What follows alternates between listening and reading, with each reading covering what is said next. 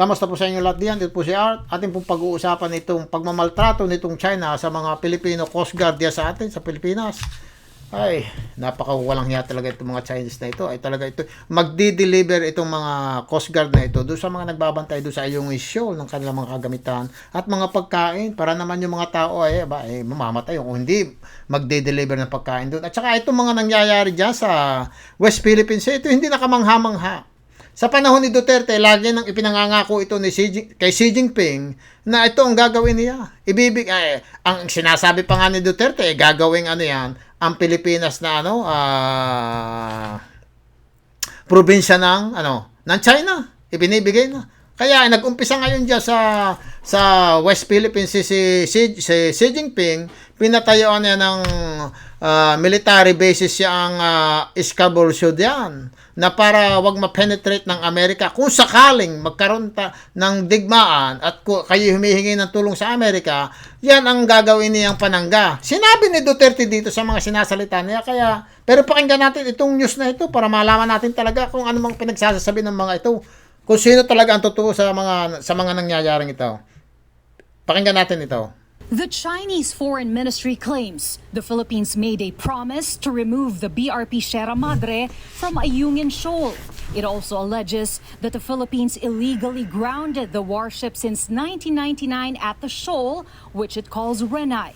But the Philippine government was quick to dispel such disinformation. There was no commitment whatsoever insofar as the Philippines is concerned, and there is no record of any such commitment. No, Alam mo, ako nag-ano sa mga sinasabi din nitong si Jonathan Malaya, Assistant Director General National Security Council na ito, kung bakit sasabihin niya walang commitment. Ay, nung panahon ni Duterte, na lang ang laman ng budhi niya. Salita siya ng salita. Na sinasabi ko nga sa inyo na gusto pang gawin ni Duterte na province of China ang Pilipinas Ang nauna nga lang yung Ayungin Shoal, kaya inuuna nga nila yung Scarborough Shoal, nagtatayo diyan ng mga uulitin ko rin, yung mga bases diyan against para hindi na makapenetrate ang Amerika papunta riyan sa West Philippine Sea. Just kung sakaling ayaw na ninyo sa China at gusto ninyong bumalik sa Amerika, may hirapan ng makuha uli ang Pilipinas. Ito'y kagagawan lahat ni Duterte. At saka ano pang sasabihin mo na walang ito nga si Duterte, yan ang sinasabi niya. Ito, pakikita ko sa inyo kung ano mga sinasabi niya. Uulitin ko ito, palagay ko ito'y napanood na rin nila nung panahon si Duterte ay presidente pa ng Pilipinas. Ito ninyo, gawain na lang ninyo kaming province, Fujian, pati Philippine province of China. Pero ulitin ko, kaya sinabi niya yung Fujian China, yan ang ipinangako ni Xi Jinping para kay Duterte na ilalagay yung pangalan ng nanay niya doon sa isang university diyan, di ba? Nagpunta si Duterte, a month ago, na inibitahan daw siya na hindi pwedeng yan ang inilagay diyan, yung pangalan ni Soledad Duterte, yung ina niya, inilagay doon sa isang university doon. Yun ang ipinangako ni Xi Jinping kapalit niya ang buong West Philippine Sea para mailagay sa Fujian China yung pangalan ng nanay niya. Diretso, kaya Problema, libre na lahat. sige wala nang problema, libre na lahat. Saan ka makakakuha ka ng libre dito sa panahong ito? Para namang gago ito nagsasalitang ito. Kayo naman naniniwala itong mga investor na ito ng mga sa Pilipinas niya, wala silang pakialam, okay? Hindi nakikinig yan kay Duterte. Hindi sila naghihirap. Wala silang pakialam sa mahihirap. Kumakain sila ng mahusay, nagagawa nila ang lahat nilang gusto. Masarap ang buhay nila. Yung mahihirap diyan, ang siya namang tinitira ni Duterte. Itong mga ito, it's okay for them. Whatever Duterte says, tumatawa lang sila. Yung oil, enjoy it naman. Yung oil mo, dito mo pinakamarami. 2/3 amin, 1/3. Mayaman naman kayo. Pag si Xi Jinping nakuha yung oil, even a drop of oil na pupunta sa Pilipinas, wala. Marami ding nagugutom sa China. Ay kung yung talagang magandang palakad ni Xi Jinping dyan sa China, kung talagang magandang komunista, bakit yung Hong Kong, yung Macau, ayaw na ayaw mapapunta sa nakikipaglaban sila, nagde-demonstrate sila against sa China kung nung pinipilit na kunin ni Xi Jinping yang part of China na yan, yung Hong Kong. Hindi ba niya naiisip yan? Saka probinsya na kami. O siya, ito ang gagong ito ang siyang nagbigay at nagpahirap dyan sa mga tao sa Pilipinas. Akala lang ninyo, kasama kayo, lahat tayo naghirap. Sabaga, marami pa. Diretso pa natin ito. Province of Philippines. There you go, Province of Philippines. China. China. China building structures and military bases. I must admit it. It's not intended for us. It's really intended against those who the Chinese think would destroy them. And that is There you go. This basis is intended who against them. Ay bakit inilagay sa bakit kaya inilagay itong mga bases na ito sa Pilipinas, doon sa West Philippine Sea? Dahil gusto na rin yun nga, binibigay na ni Duterte, pinaramis ni Duterte na kunin niyang buong Pilipinas. Hindi lang itong maliliit na island dyan sa West Philippine Sea, kundi buong Pilipinas. Kaya I don't know kung bakit wala nag-iimbestiga kayo dito kay Xi Jinping sa mga nangyayaring ito. Ang ginawa pa ni President Marcos, inimbitahan pa siya. At yung pagkagaling doon sa China, kaya nga pagkagaling sa China ni Duterte, after 4 days, is that coincidence? Talagang alam inireport ni Duterte, dahil espiya yan si Duterte ng China inireport ni Duterte na yung barko ay mag-deliver ng mga pagkain at iba pang mga kagamitan diyan sa nagbabantay diyan sa Ayungin Shoal. Kaya nakabantay na ron ang China na talagang haharangan kayo.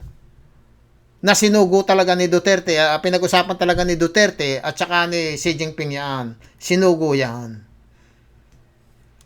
Hindi, kaya wag na magturuan yung mga yung mga Senate, yung mga senador at saka yung mga Congress na yan. But ayaw nyong imbestigahan si Duterte sa mga nangyayaring ito. At ang gagawin pa, instead na imbestigahan, ang gagawin pa ni Bongbong Marcos ay gusto pang lagyan ng position dyan. Aba talagang palang wala ding mga kaalam-alam itong mga taong ito sa mga nangyayaring ito. Nagpapaloko pa. Naloko na kayo ni Duterte nung una. Magpapaloko pa ulit kayo. Ayan, darating halimbawa ay matapos na kayo ang ni Marcos, yan, ilagay nyo yung anak. Ituloy natin itong news. Record of a meeting or a official record that the Philippines in the past committed to China that they will tow away BRP Sierra Madre. Ano pag ang gustong record? Si Duterte ay buhat ng naging presidente nga. Ulitin ko. Ayan na lang ang ipinreach niya. Ayaw niya sa Amerika. Gusto niya Russia, China, silang tatlo. Sabi, tatlo, pati China, Russia, and Philippines magsama against the world. And it is again part of the disinformation operations. Hindi disinformation yun. The department Totoo yung sinasabi ni Xi Jinping. also clarified that the country Ayaw lang nilang tanggapin yun dahil ayaw nilang imbestigahan si Xi Jinping, si Duterte. Pero yung sinasabi ni Xi Jinping, totoo yun na mayroong kasunduan. Former Associate Justice Antonio Carpio believes China wants to occupy Ayungin Shoal because aside from being close to Mischief Reef, where China has installed its biggest air and naval facility in the Spratly Islands, it is also the gateway to the oil and gas-rich Reed Bank. According to a study by the U.S. Energy Information Administration, most of the estimated 5.4 billion barrels of oil and 55.1 trillion cubic feet of natural gas in the Spratlys are concentrated mostly in the Reed Bank. The tribunal already ruled that we have sovereign rights, exclusive rights to the gas in Reed Bank, so we don't have to talk to them. Kahit na anong sabihin pa natin dyan sa Pilipinas, gagawin ni Xi Jinping yan dahil kailangan makuha niya ang oil na yan, yung mga natural resource diyan, kahit yung gas, para magamit niya sa war. Kung sakaling maglunsad siya ng war against Taiwan, at mauubusan siya ng gasolina ng mga gagamitin niyang mga panggas sa kanilang jet fighter o kaya sa mga barko niyang gagamitin, yung mga niya. Kaya kailangan niya makuha yan. Maaaring hindi ngayon mag-war, kung mga matatagalan pa ng kaunti, de-develop pa niya yung lugar na yan. We don't need their consent to go there because that's ours. You can say everything you want, otherwise, Chinese will do, they'll do what they want anyway. They're crazy.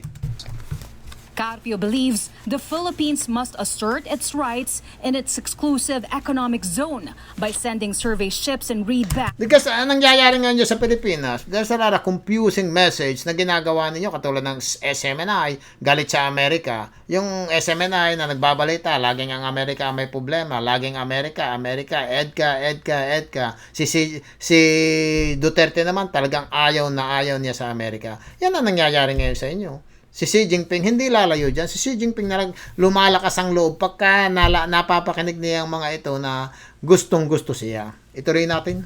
With the help of allies.